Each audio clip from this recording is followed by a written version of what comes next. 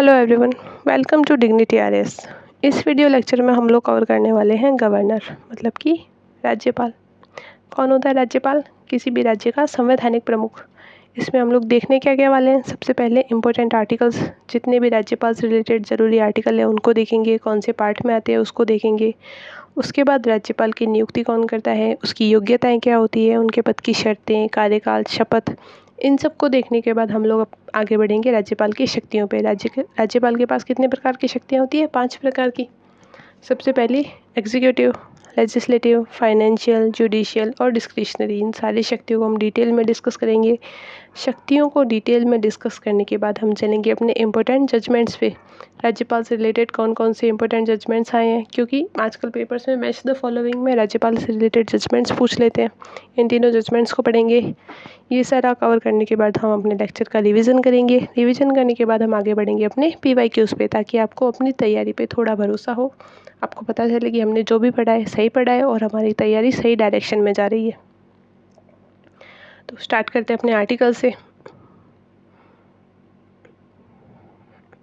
राज्यपाल से रिलेटेड ये सारे आर्टिकल्स है। कौन से भाग में दिए हैं? भाग 6 में। किसका भाग? संविधान का भाग। संविधान के भाग 6 में, जिसमें राज्य का शासन दिया है, उसमें राज्यपाल से रिलेटेड जितने भी आर्टिकल है, आर्टिकल 153 से 163 तक, 64 तक, उसके बाद 174 से 176, 200, 201 और 213, ये सारे आर्टिकल्स को हम अच्छे से डिस्कस करेंगे। इनको यहीं कहीं याद करने की ट्राई करेंगे। सबसे पहला आर्टिकल है, प्रत्येक राज्य के लिए एक राज्यपाल होगा। राज्य की कार्यपालिका शक्ति राज्यपाल में निहित होगी। आर्टिकल 154। 55 में राज्यपाल की नियुक्ति कौन करेगा? 56 में कार्यकाल, 7 में योग्यताएं, 8 में पद की शर्तें, शपथ, आकस्मिक व्यवस्था मतलब इमरजेंसी के लिए क्या क्या लिखा है, किस आर्टिकल में लिखा है? आर्टिकल 160 में। 161 में क्षमादान की शक्ति, जो कि राज्यपाल की न्यायिक शक्तियों में आती है, उसको डिस्कस करेंगे। कार्यपालिका शक्ति का विस्तार 162 में। 163 में मंत्रिपरिषद की सहायता और सलाह पर काम करेगा। सरकार बनेगी तो मंत्री बनेगा, मंत्रिपरिषद बनेगा, राज्यपाल मंत्री और मंत्रिपरिषद की सलाह पर काम करेगा। उसके बाद आर्टिकल 164 में मुख्यमंत्री और मंत्रियों की नियुक्ति राज्यपाल द्वारा की जाती है। 174 में विधानसभा का सत्र स्थगन और विघटन प्लस सत्र को बुलाना, अभिभाषण, ये सारी चीज़ें 74 और 75 में। 75 में क्या लिखा है? सदनों को संबोधित करने का अधिकार, 2 सदन होते हैं, विधानसभा और विधान परिषद, इन दोनों को संबोधित करने का अधिकार राज्यपाल के पास है। किस में लिखा है? आर्टिकल 175 में। 176 में लिखा है, प्रथम सत्र में अभिभाषण, जो भी हाउस का फर्स्ट सेशन होगा उसमें अभिभाषण करने की शक्ति राज्यपाल के पास है। किस में लिखा है? आर्टिकल 176 में। 200 में लिखा है, विधेयकों पर राज्यपाल की स्वीकृति आवश्यक है। जितने भी बिल बनते हैं उनके लिए राज्यपाल की या तो प्रायर परमिशन चाहिए या फिर बाद में उनके सिग्नेचर होने चाहिए, मतलब बाद में उनकी परमिशन के बिना वो कोई भी विधेयक जो है वो एक्ट नहीं बन सकता। 201 में लिखा है, राष्ट्रपति के विचारार्थ आरक्षित विधेयक। कुछ ऐसे मैटर होते हैं जो राज्यपाल को लगता है कि राष्ट्रपति की परमिशन पे आवश्यक है, उनको वो राष्ट्रपति की परमिशन के लिए रोक लेते हैं। किस में लिखा है? आर्टिकल 201 में लिखा है। 213 राज्यपाल का राष्ट्र आर्टिकल, अध्यादेश जारी करने की शक्ति। अध्यादेश मतलब ऑर्डिनेंस, इसको हम देखेंगे राज्यपाल की विधायी शक्तियों के और विवेकाधीन शक्तियों के अंतर्गत। सबसे पहले चलते हैं अपने राज्यपाल की शक्तियों में। शक्तियों से पहले हम पढ़ेंगे राज्यपाल की नियुक्ति, योग्यताएं, पद की शर्तें, etc। सबसे पहला नियुक्ति। किसी को भी अपॉइंट करना है तो उसके साथ वाले डेफिनेटली नहीं करेंगे, उनके बराबर वाले, उनसे नीचे वाले कौन करेगा? जो उनसे पद में ऊपर होगा। राज्यपाल राज्य का संवैधानिक प्रमुख है, तो इनसे पद में ऊपर कौन होगा? ऑब्वियसली राष्ट्रपति होगा। तो राज्यपाल की नियुक्ति राष्ट्रपति द्वारा की जाती है। नियुक्ति का आधार क्या है? संविधान का आर्टिकल 155। राज्यपाल की नियुक्ति कौन करेगा? राष्ट्रपति करेगा। एग्जाम का ट्रैप क्या है? राज्यपाल का चुनाव नहीं होता। क्वेश्चन आ जाएगा, राज्यपाल को चयनित किया जाता है? ऑब्वियसली नहीं किया जाता, राज्यपाल को नियुक्त किया जाता है। नियुक्त करेगा कौन? राष्ट्रपति करेगा। किस में दिया है? आर्टिकल 155 में दिया है। नेक्स्ट, राज्यपाल के पद की योग्यताएं। राज्यपाल के पास बहुत ही सिंपल 2 योग्यताएं चाहिए। भारत का नागरिक हो प्लस 35 वर्ष की आयु पूर्ण कर चुका हो। किस में लिखा है? आर्टिकल 157 में लिखा है। तीसरा, उनके पद की शर्तें। इतना बड़ा पद संभाल रहे हैं तो उसके लिए कुछ तो शर्तें लगानी पड़ेगी। सबसे पहली शर्त, उनका कोई पर्सनल इंटरेस्ट नहीं हो, संसद या राज्य विधानमंडल के सदस्य नहीं हो। सदस्य का मतलब है न तो वे कोई विधायक हो, न ही वे कोई सांसद हो। किसी भी मंत्री पद के भार को नहीं संभालें, किसी लाभ के पद पर नहीं हो, उनका खुद का कोई बिजनेस नहीं हो, खुद की कोई जॉब नहीं हो, सरकारी आवास और वेतन भत्ते उनको प्राप्त होंगे। ठीक है। पद की शर्तें क्या है? संसद या राज्य विधानमंडल के सदस्य नहीं हो, कोई मंत्री नहीं हो, कोई सांसद नहीं हो, कोई विधायक नहीं हो, किसी भी लाभ के पद को धारण न करे। इसमें एक इम्पोर्टेंट बात है कि लाभ का पद जो है वो एक ऐसे ही नॉर्मल टर्म है जिसको परंपरा के तौर पर यूज़ किया जाता है। कन्वेक्शन है ये, इसको संविधान में कहीं पे भी डिफाइन नहीं किया। तो ऑफिस ऑफ प्रॉफिट जो है उसको संविधान में कहीं पे भी डिफाइन नहीं किया गया। प्लस सरकारी आवास और वेतन को प्राप्त करेंगे। पद की 3 शर्तें, 2 योग्यताएं, नियुक्ति राष्ट्रपति द्वारा। नेक्स्ट चलते हैं इनके कार्यकाल पे। कार्यकाल राष्ट्रपति के प्रसाद पर्यंत या फिर 5 वर्ष। मोस्टली 5 वर्ष ईजी है, लेकिन राष्ट्रपति चाहे तो उनको 3 साल में हटा सकता है, चाहे तो उनको 13 साल तक रख सकता है। शपथ उच्च न्यायालय के मुख्य न्यायाधीश दिलाते हैं। उनकी अनुपस्थिति में जो भी सीनियर मोस्ट जज होंगे वो उनको शपथ दिलाएंगे। तो इतना आपको समझ आ गया। नियुक्ति राष्ट्रपति द्वारा, योग्यताएं भारत का नागरिक हो, प्लस 35 वर्ष की आयु पूर्ण कर चुका हो। पद की शर्तें संसद या विधानमंडल का सदस्य नहीं हो, लाभ के पद को धारण नहीं करे, सरकारी आवास और वेतन भत्ते प्राप्त करे। कार्यकाल 5 वर्ष या राष्ट्रपति के प्रसाद पर्यंत। शपथ उच्च न्यायालय के मुख्य न्यायाधीश द्वारा, उनकी अनुपस्थिति में वरिष्ठतम न्यायाधीश द्वारा। शपथ ग्रहण किस में लिखा है? 159 में लिखा है। इनके बारे में, शपथ के बारे में 159 में लिखा है। ये किसी भी शेड्यूल में नहीं लिखा। मोस्टली सबकी शपथ शेड्यूल में, 3rd शेड्यूल में रहती है, लेकिन राज्यपाल की शपथ आर्टिकल 159 में दी रखी है। नेक्स्ट चलते हैं राज्यपाल की शक्तियों पर। राज्यपाल के पास 5 टाइप की शक्तियाँ होती है। कौन कौन सी? कार्यपालिका शक्ति, विधायी शक्ति, वित्तीय शक्ति, न्यायिक शक्ति और विवेकाधीन शक्ति। सबसे पहले हम देखते हैं वित्तीय शक्ति। बजट के बारे में सबको पता है। बजट मतलब पैसे, पैसों का वितरण। ठीक है। इसको हम संविधान के टर्म्स में बोलते हैं वार्षिक वित्तीय विवरण, मतलब एनुअल फाइनेंशियल स्टेटमेंट, EFS। ठीक है।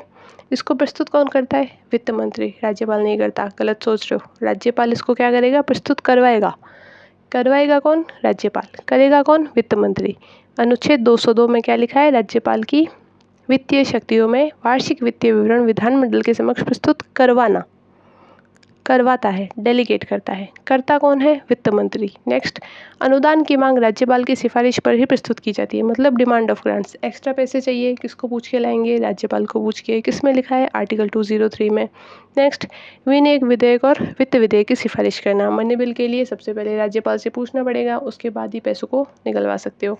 फिर कुछ एक्स्ट्रा पैसे चाहिए, कोई आपदा आ गई, कोई अकाल, सूखा, बाढ़, ऐसी कोई सिचुएशन आ गई, कुछ एक्स्ट्रा पैसे चाहिए, उसको कंटिजेंसी फंड, इमरजेंसी फंड से निकालने के लिए पहले राज्यपाल से पूछना पड़ेगा। आकस्मिक निधि के उपयोग की अनुमति राज्यपाल से लेनी पड़ेगी।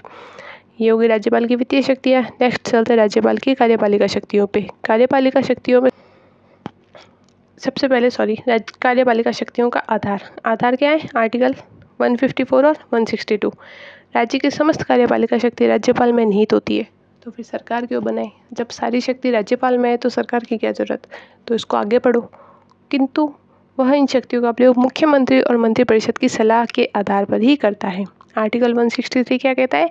सारी शक्तियां राज्यपाल में होती है, लेकिन इन शक्तियों का उपयोग वह मुख्यमंत्री और मंत्रिपरिषद की सलाह पर ही करेगा। और कौन कौन सी शक्तियाँ होती है? मुख्यमंत्री की नियुक्ति करेगा, मुख्यमंत्री की सलाह पर अन्य मंत्रियों की नियुक्ति करेगा, एडवोकेट जनरल की नियुक्ति करेगा, आर्टिकल 165, RPSC के अध्यक्ष और सदस्यों की नियुक्ति करेगा। अब यहाँ पे एक ट्रैप है, नियुक्ति तो कौन करेगा? राज्यपाल करेगा, लेकिन इनको हटाएगा कौन? राष्ट्रपति हटाएगा। राज्य निर्वाचन आयुक्त की नियुक्ति करेगा, राज्य का प्रशासन उनके नाम से संचालित होगा। इसके लिए इनको नाम मात्र का मुखिया भी कहते हैं, प्लस इनको एजेंट ऑफ सेंटर भी कहते हैं। लेकिन ऐसी चीज़ें हम एग्जाम के लिए याद नहीं रख सकते, ये सिर्फ हम अपने नॉलेज के लिए याद रख सकते हैं। यहाँ पे ट्रैप लिखा हुआ है। RPSC अध्यक्ष की नियुक्ति राज्यपाल द्वारा की जाती है, लेकिन उन्हें हटाने की शक्ति राष्ट्रपति के पास होती है। नेक्स्ट, विधायी शक्ति।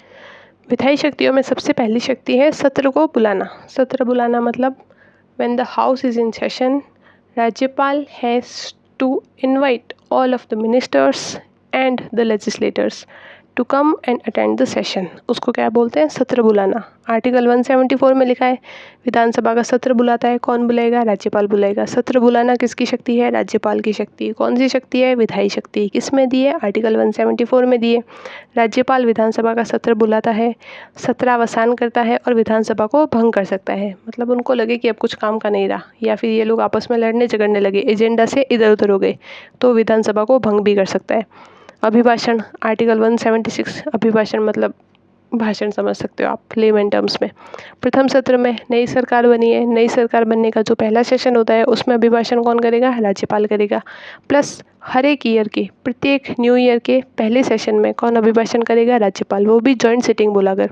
हमारे राजस्थान में विधान परिषद नहीं है, लेकिन 6 ऐसे राज्य हैं जिनमें अलग अलग विधान परिषद और विधानसभा दोनों है, तो उन दोनों में जॉइंट सिटिंग बुलाई जाती है। प्लस उनके फर्स्ट सेशन की जो अभिभाषण होता है उसको कौन करता है, राज्यपाल कंडक्ट करता है प्रथम सत्र में। प्लस प्रत्येक वर्ष के प्रथम सत्र में संयुक्त अभिभाषण देता है। अब आप मुझे कमेंट करके बताना कौन से ऐसे 6 राज्य हैं जिनमें विधान परिषद भी मौजूद है। नेक्स्ट है संदेश भेजना, आर्टिकल 175, दोनों सदनों को संदेश भेज सकता है। लास्ट है विधेयकों पर स्वीकृति, आर्टिकल 20, कोई भी बिल या फिर एक्ट पास करवाना हो तो उसको ऐसे बाईपास तो नहीं कर सकते कि सिर्फ सरकार ने मान लिया और वो बिल पास हो गया। उसके लिए राज्यपाल की अनुमति आवश्यक है। या तो राज्यपाल से पहले पूछो या फिर बाद में उनकी परमिशन लो, उनके साइन करवाओ। किस में लिखा है, आर्टिकल 200 में लिखा है क्या ये राज्यपाल की विधायी शक्ति है। राज्यपाल क्या कर सकता है, या तो उस बिल को स्वीकृति दे, हाँ कह दे, या फिर उसको रोक दे, हाँ ना कुछ नहीं गए, पॉकेट में रख ले अपने, या फिर उसको पुनर्विचार के लिए लौटा दे। जहाँ से बिल आया है वहाँ पे उसको वापस भेज दे, बोल दे कि वापस एक बार सोचो, इसमें ये सारे अमेंडमेंट करो, उसके बाद मेरे पास लेकर आओ। लेकिन मनी बिल को वो पुनर्विचार के लिए नहीं लौटा सकता। कौन सा ऐसा बिल है जिसको वापस नहीं भेज सकता, मनी बिल को। या फिर कोई ऐसी कंडीशन जिसमें हाई कोर्ट की या फिर संविधान के साथ खिलवाड़ की बात है, उसमें वो उसको राष्ट्रपति के विचार के लिए आरक्षित कर सकता है। राज्यपाल किसी विधेयक पर क्या एक्शन ले सकता है, उसको स्वीकृति दे दे, उसको रोक दे, पुनर्विचार के लिए लौटा दे और राष्ट्रपति के विचार के लिए आरक्षित कर दे। ये हो गई हमारी सारी विधायी शक्तियाँ। विधायी शक्तियों के बाद हम चलते हैं न्यायिक शक्तियों पर। न्यायिक शक्तियों का संवैधानिक आधार क्या है, आर्टिकल 161। राज्य के मतलब स्टेट लिस्ट में जितने भी कानून आते हैं उन पे हाईकोर्ट डिसीजन लेगा, हाईकोर्ट अपनी सुनाएगा जो भी जजमेंट है वो। लेकिन अगर कोई इंसान उस जजमेंट से खुश नहीं है तो वो सुप्रीम कोर्ट जाने से पहले राज्यपाल के पास भी जा सकते हैं। राज्यपाल के पास संवैधानिक प्रमुख होने के नाते क्षमादान की शक्ति होती है। अब क्षमादान कैसे कर सकता है, या तो उसको पूरा ही क्षमा कर दे कि अब वो फ्री है, या फिर उसके दंड को स्थगित कर दे, उसके दंड में कोई कमी कर दे, परिवर्तन कर दे, निलंबन कर दे। ये सारे इंपॉर्टेंट केसेज हैं जिनको हम कभी डिटेल में पढ़ेंगे। अभी के लिए ये पढ़ लो कि राज्यपाल कौन से आर्टिकल के अंतर्गत क्षमादान दे सकता है। आर्टिकल 161 में क्या क्या दे सकता है, एक तो क्षमा मतलब कम्प्लीटली फ्री, दंड स्थगन मतलब थोड़े टाइम के बाद, कोई लेडी है वो प्रेग्नेंट है तो उसकी डिलीवरी के बाद, उसके बेबी के थोड़ा मैच्योर होने के बाद उसकी सज़ा को स्टार्ट किया जा सकता है। दंड में कमी कर दी, 10 साल की सज़ा को 5 साल की कर दी, दंड में परिवर्तन कर दिया, लाइफ इम्प्रिजनमेंट थी उसको थोड़ा कम कर दिया, दंड निलंबन मतलब उसको सस्पेंड ही कर दिया कि थोड़े टाइम के बाद इसको देखेंगे। ये सारी चीज़ें किस में आती है, राज्यपाल की न्यायिक शक्तियों में। आर्टिकल कौन सा है, आर्टिकल 161। लेकिन मृत्युदंड और सेना के जो मामले होते हैं, मार्शल कोर्ट के जो मामले होते हैं, कोर्ट मार्शल के, उनमें राज्यपाल का कोई अधिकार नहीं है। न्यायिक शक्ति के अंतर्गत मृत्युदंड को क्षमा करना और कोर्ट मार्शल के केसेस में अपनी गवाही देना ये राज्यपाल के अधिकार के अंतर्गत नहीं आता। नेक्स्ट हम देखेंगे राज्यपाल की विवेकाधीन शक्तियाँ। अभी तक हमने क्या देखा, वित्तीय शक्ति, कार्यपालिका शक्ति, विधायी शक्ति, न्यायिक शक्ति। लास्ट हम देखेंगे राज्यपाल की विवेकाधीन शक्तियाँ, लेकिन इनका संविधान में कहीं पे भी मेंशन नहीं है, ये बस एक नॉर्म है, इसकी वजह से राज्यपाल इनको निभाते आ रहे हैं। सबसे पहली कौन सी है, स्पष्ट बहुमत नहीं होने पर मुख्यमंत्री की नियुक्ति। स्पष्ट बहुमत हो गया मतलब सरकार बन गई, सबसे बड़ी पार्टी जीत गई, उनका अपना मुखिया डिसाइड होता है, उसको वो क्या बनाते हैं, सीएम या पीएम बना लेते हैं। लेकिन अगर स्पष्ट बहुमत नहीं हो तो मुख्यमंत्री की नियुक्ति कौन करेगा, राज्यपाल करेगा। क्या ये इसकी विवेकाधीन शक्ति है। नेक्स्ट, विधानसभा में बहुमत परीक्षण की आवश्यकता हो। सरकार बन गई लेकिन अब पता नहीं कि सरकार पे भरोसा है कि नहीं है लोगों को, तो उसके लिए फ्लोर टेस्ट करवाते हैं। फ्लोर टेस्ट कौन करवाएगा, राज्यपाल करवाएगा। राष्ट्रपति शासन मतलब किसी स्टेट की मशीनरी फेल हो गई, सरकार गिरने वाली है, तो उसके लिए राष्ट्रपति शासन लागू होगा। उसके लिए पहले रिपोर्ट तैयार करनी पड़ेगी। वो रिपोर्ट तैयार करके राष्ट्रपति के पास कौन भेजेगा? राज्यपाल भेजेगा। किसके अंतर्गत? अपनी विवेकाधीन शक्तियों के अंतर्गत। फिर कुछ विधेयक ऐसे हैं जिनको राष्ट्रपति के विचार के लिए सुरक्षित रख सकता है। अभी हमने पीछे आर्टिकल 201 में देखा, आर्टिकल 200 में देखा। कुछ ऐसे बिल होते हैं जिनको राष्ट्रपति के विचार के लिए सुरक्षित रख सकता है। ये सारे क्या है? राज्यपाल की विवेकाधीन शक्तियाँ। इनको थोड़ा और डिटेल में पढ़ते हैं। विवेकाधीन शक्ति होती क्या है? आर्टिकल 163 में हमने क्या देखा कि ये एड और एडवाइस पे काम करेगा राज्यपाल। किसकी? सीएम और सीओएम की। लेकिन विवेकाधीन शक्ति में क्या है? जब राज्यपाल किसी कार्य में मंत्रिपरिषद की सलाह से बंधा नहीं होता, उसे विशेष परिस्थिति में स्वयं निर्णय लेने का अधिकार होता है, उसे विवेकाधीन शक्ति कहते हैं। मतलब ये मुख्यमंत्री या फिर मंत्रिपरिषद की सलाह से बंधा नहीं होता, खुद से अपने डिसीजन ले सकते हैं। ऐसी कंडीशन कब बनेगी? सबसे पहले तो जब सरकारी काम की नहीं रहेगी। सबसे पहले इसमें कौन सी है? मुख्यमंत्री की नियुक्ति। स्पष्ट बहुमत आ गया, मतलब मुख्यमंत्री बन गया, उसमें राज्यपाल का मोस्टली कोई काम नहीं है। लेकिन अगर हंग असेंबली हो गई, कोई भी बड़ी पार्टी नहीं जीती, कोई बड़ा कोलिशन नहीं बना, कोई मुख्यमंत्री का चेहरा सामने नहीं आ रहा, तो राज्यपाल किसी ऐसे इंसान को उठाएगा जो कि उनके अकॉर्डिंग मुख्यमंत्री बनने के लायक है, उनको इनवाइट करेगा, प्लस उनको मुख्यमंत्री पद की शपथ दिलवा देगा। मतलब मुख्यमंत्री बना देगा। शपथ तो चीफ जस्टिस दिलवाएंगे। सबसे बड़े दल का नेता हमेशा मुख्यमंत्री बनेगा? नहीं। राज्यपाल का उद्देश्य स्थिर सरकार सुनिश्चित करना है। वह बहुमत साबित करने में सक्षम व्यक्ति को बुला सकता है। उनको लगे कि ये मेजॉरिटी को अपने अंडर में ले सकते हैं, अपने साथ में ले सकते हैं, प्लस ये स्टेबल सरकार चला सकते हैं, तो ऐसे व्यक्ति को बुलाएगा और उसको सरकार बनाने के लिए रिक्वेस्ट करेगा। नेक्स्ट, सरकार बनी हुई है लेकिन अब उसमें भरोसा नहीं रहा, उसके लिए फ्लोर टेस्ट करवाएगा। कौन करवाएगा? राज्यपाल। मतलब वापस से बहुमत परीक्षण करवाएगा विधानसभा में। नेक्स्ट, अगर किसी स्टेट में सरकार फेल हो गई तो वहाँ पे राष्ट्रपति का शासन लगाना पड़ेगा। आर्टिकल 356 के अकॉर्डिंग, आर्टिकल 356 में राष्ट्रपति शासन लगाने के लिए पहले रिपोर्ट तैयार करनी पड़ेगी। उस रिपोर्ट को तैयार करना, भेजना, ये सारे काम कौन करेगा? राज्यपाल करेगा। यदि राज्य में संवैधानिक तंत्र विफल हो जाए तो राज्यपाल राष्ट्रपति को रिपोर्ट भेज सकता है। संवैधानिक आधार क्या है इसका? आर्टिकल 356। राज्यपाल स्वयं राष्ट्रपति शासन लागू नहीं करता। राष्ट्रपति शासन लागू कौन करेगा? राष्ट्रपति खुद करेगा। लेकिन इसकी रिपोर्ट तैयार करना, राष्ट्रपति को बताना कि हमारे स्टेट में ये सब हो रहा है, तंत्र फेल हो गया है, यहाँ पे शासन की ज़रूरत है, उसकी रिपोर्ट बनाएगा, राष्ट्रपति को भेजेगा। अगर राष्ट्रपति उसे एक्सेप्ट कर लेते हैं तो फिर उस राज्य में राष्ट्रपति शासन लागू हो जाएगा। नेक्स्ट, विधेयक राष्ट्रपति के विचार के लिए सुरक्षित रखना। 200 और 201 ऐसे विधेयक जिसमें उच्च न्यायालय की शक्तियों को प्रभावित करने वाले विधेयक हैं। मतलब कोई ऐसा बोल दे कि इस बिल में जो भी लिखा है उस पर जुडिशरी अपना बयान नहीं दे सकती, इस पे कोई केस नहीं कर सकता, इस पे कोई जुडिशियल रिव्यू नहीं लग सकता। अगर ऐसा कोई बिल है तो उसको राष्ट्रपति के लिए रोक सकती है। क्यों? क्योंकि वो हमारी बेसिक स्ट्रक्चर के अगेंस्ट आ रहा है। जुडिशियल रिव्यू हमारी बेसिक स्ट्रक्चर का पार्ट है, इसके अगेंस्ट आएगा तो ऐसे बिल को राज्यपाल क्या करेगा? राष्ट्रपति के लिए रोक देगा।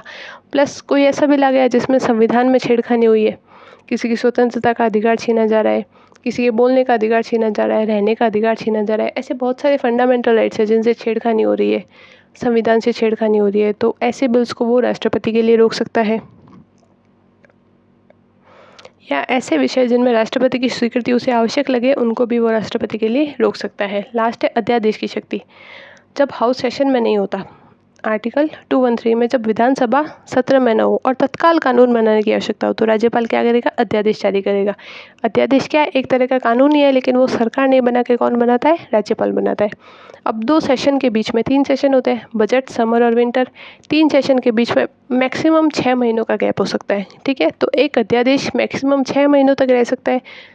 उसके बाद सेशन में आएगा हाउस सेशन में आने के बाद उसके पास 1.5 महीने का और टाइम होता है, जब वो उस अध्यादेश को पास करके या तो बिल बना दे, एक्ट बना दे, अदरवाइज वो अध्यादेश अपने आप ही निरस्त हो जाएगा। ठीक है, तो एक अध्यादेश मैक्सिमम कितने टाइम तक जिंदा रह सकता है? 6 माह और 6 सप्ताह। 6 माह 6 सप्ताह तक अध्यादेश जिंदा रह सकता है, लेकिन विधानसभा की पुनः बैठक से 6 सप्ताह तक प्रभावी यदि उस विधेयक के रूप में पारित न हो। जब हाउस सेशन में आ जाए उसके बाद वो सिर्फ 6 सप्ताह तक ही रह सकता है। अदरवाइज मैक्सिमम टाइम पीरियड उसके जिंदा रहने का क्या है? 6 माह और 6 सप्ताह। यहाँ पे हमारी विवेकाधीन शक्तियाँ खत्म, सारी शक्तियाँ खत्म, सारे आर्टिकल खत्म। लास्ट हम देखेंगे राज्यपाल से रिलेटेड जितने भी इंपॉर्टेंट सुप्रीम कोर्ट के जजमेंट्स आए हैं। सबसे पहला जजमेंट है Shamsher Singh versus state of Punjab. इसमें क्या लिखा है? राज्यपाल सामान्यतः मुख्यमंत्री और मंत्रिपरिषद की सलाह पर काम करेगा। किस में लिखा है? शमशेर सिंह में। कौन सा आर्टिकल है इससे रिलेटेड? आर्टिकल 163। राज्यपाल मुख्यतः मुख्यमंत्री और मंत्रिपरिषद की सलाह पर ही काम करेगा, लेकिन सामान्यतः डिस्क्रिशन भी उसका अलग हो सकता है। Next, SR Bommai versus union of India, very famous case, very important case. इसमें क्या है? आर्टिकल 356 का दुरुपयोग नहीं किया जा सकता। क्या है ये? राष्ट्रपति शासन है, प्रेसिडेंट्स रूल। दुरुपयोग नहीं किया जा सकता मतलब अपनी मर्जी से, अगर अपनी सरकार नहीं बनी तो उस राज्य में राष्ट्रपति शासन लगा दो, ऐसा नहीं हो सकता। अगर राष्ट्रपति शासन लगा है तो उस पर जुडिशियल रिव्यू भी हो सकता है, उसके कारण पूछे जा सकते हैं, उसका आधार पूछा जा सकता है। कौन से केस में कहा ये? SR Bommai versus union of India. क्या कहा? अनुच्छेद 356 का दुरुपयोग नहीं किया जा सकता, मतलब प्रेसिडेंट्स रूल ऐसे ही नहीं लगा सकते आप लोग। बहुमत का परीक्षण सदन में होगा, ऐसे आपस में बात कर ली बहुमत परीक्षण हो गया, ऐसा कुछ भी नहीं होगा। सदन में प्रॉपर सिटिंग होगी, वोटिंग होगी, उसके बाद ही पता चलेगा कि अभी तक बहुमत है या नहीं है। राष्ट्रपति शासन न्यायिक समीक्षा के अधीन है। न्यायिक समीक्षा मतलब जुडिशियल रिव्यू। देश की हर एक चीज़ जुडिशियल रिव्यू के अधीन है। Last, Nabam Rebia versus deputy speaker. हमारे मारवाड़ी में एक वर्ड है कूड़ी पंचायत, तो ऑब्वियसली मुझे ये वर्ड यहाँ पे यूज़ नहीं करना चाहिए, लेकिन आपको ऐसे ही समझाने के लिए, राज्यपाल जो है वो कूड़ी पंचायत नहीं कर सकता। राज्यपाल की विवेकाधीन शक्तियाँ असीमित नहीं है, वह राजनीतिक प्रक्रिया में अनावश्यक हस्तक्षेप नहीं कर सकता। सॉरी, इसमें क्या लिखा है? Nabam Rebia versus deputy speaker recent case है। राज्यपाल की विवेकाधीन शक्तियाँ असीमित नहीं है, मतलब जो डिस्क्रिशनरी पावर्स है राज्यपाल की, ये असीमित नहीं है। राज्यपाल चाहे जैसे बिहेव नहीं कर सकता, वह राजनीतिक प्रक्रिया में अनावश्यक हस्तक्षेप नहीं कर सकता। ऐसा नहीं कि उसके अकॉर्डिंग अगर सरकार बिहेव नहीं कर रही, कोई ऐसे काम नहीं कर रही, ऐसे ट्रांसफर्स नहीं कर रही, ऐसे बिल नहीं ला रही जो कि राज्यपाल के इंटरेस्ट के अगेंस्ट हो, तो राज्यपाल सरकार के लिए प्रेसिडेंट्स रूल की रिपोर्ट तैयार कर दे, उसको ले आए, तो ऐसा अनावश्यक हस्तक्षेप राज्यपाल नहीं कर सकता। किस में लिखा है? Nabam Rebia versus deputy speaker 2016 में। कौन कौन से जजमेंट देखे हमने? शमशेर सिंह, SR बोमई और नबाम रेबिया। उससे पहले हमने क्या देखी? 5 शक्तियाँ देखी। एक क्विक रिवीजन लेते हैं। सबसे पहले हमने देखे राज्यपाल के सारे आर्टिकल्स। आर्टिकल के बाद हमने देखी राज्यपाल की शक्तियाँ, उसकी नियुक्ति, शर्तें, ETC जितनी भी पद की शर्तें वगैरह थी। लास्ट में हमने देखे इम्पोर्टेंट जजमेंट्स। इतना पढ़ लिया, आई होप आप लोगों को समझ आ गया होगा। इतना पढ़ने के बाद हम अब चलेंगे आगे अपने PYQs पे।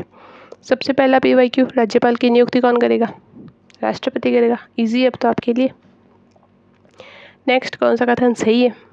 राज्यपाल राष्ट्रपति के साथ पर्यंत पद धारण करता है, एकदम सही है। कार्यकाल 5 वर्ष है, एकदम सही है। दोनों सही है, तो आंसर सी।